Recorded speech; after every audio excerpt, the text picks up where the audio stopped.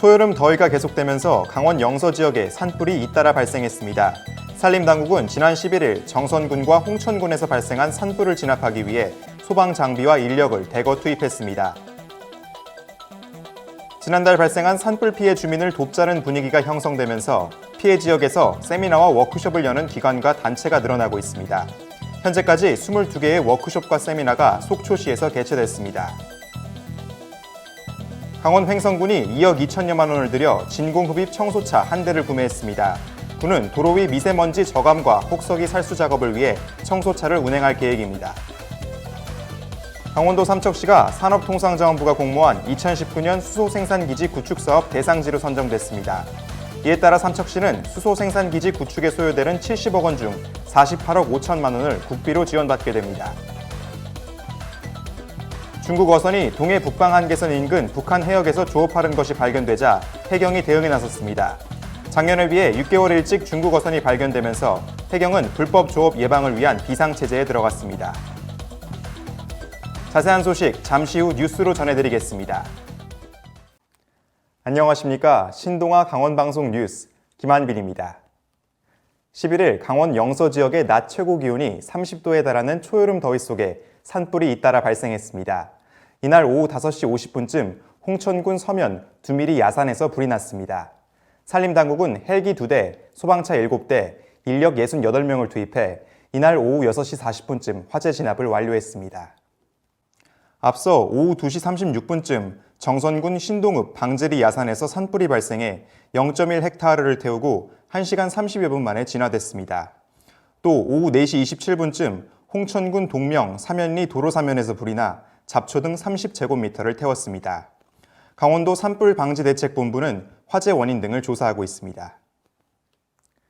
11일 속초시에 따르면 속초 지역에 세미나와 워크숍을 개최하는 기관과 단체가 늘어나고 있습니다. 시는 지난달 4일 발생한 산불로 경제적 어려움을 겪는 산불 피해 지역을 도와주자는 분위기가 형성된 것을 원인으로 보고 있습니다. 그 결과 관광객 방문이 증가하는 등 지역 경제가 산불 이전 상태로 회복되고 있습니다. 현재까지 문화체육관광부 조직혁신위원회와 충북사회복지사협회 등이 강원도의 요청에 따라 속초 지역에서 워크숍을 개최했습니다. 문체부는 각종 워크숍과 체육행사 등을 산불 피해 지역 경기 활성화 차원에서 개최할 것을 산하기관에 권장하고 있습니다. 충북사회복지사협회는 산불 발생으로 취소했던 워크숍을 피해 지역 지원 차원에서 당초 일정대로 다시 진행했습니다. 산불 이후 지난 11일까지 속초시에서 개최된 외부 기관의 워크숍과 세미나는 22개며 참여 인원은 2,300여 명에 달하고 있습니다. 속초시 관계자는 산불로 인해 지역 경기까지 위축되는 2차 피해가 우려되는 상황에서 도움을 아끼지 않는 국민에게 감사드린다며 피해 복구를 위해 최선을 다하겠다고 말했습니다. 강원 횡성군이 미세먼지 저감과 혹서기 살수 작업을 위해 진공흡입 청소차를 운행합니다. 군은 최근 2억 2천여만 원을 들여 진공흡입 청소차 한 대를 구매했습니다. 이번에 산 진공흡입 청소차는 도로상에 분포된 미세먼지를 초강력 진공흡입과 살수를 통해 제거할 수 있습니다.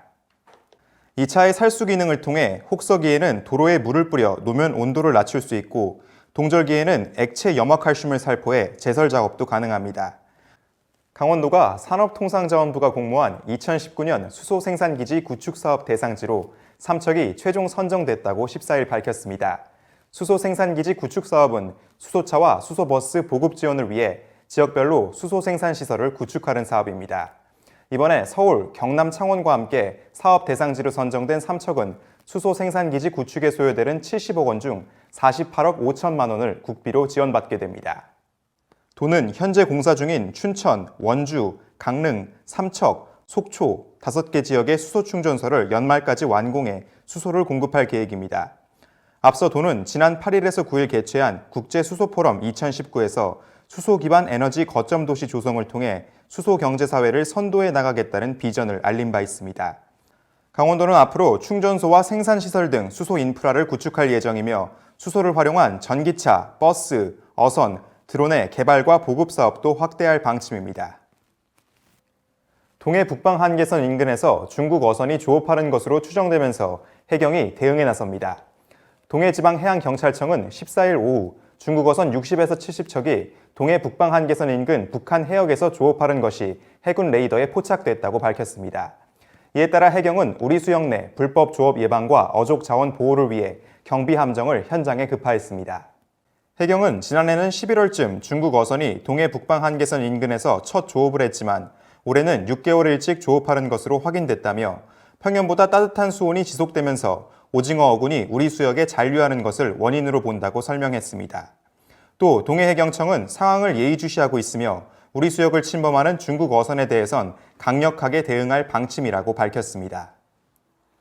이상으로 뉴스를 마치겠습니다. 시청해주신 여러분 고맙습니다.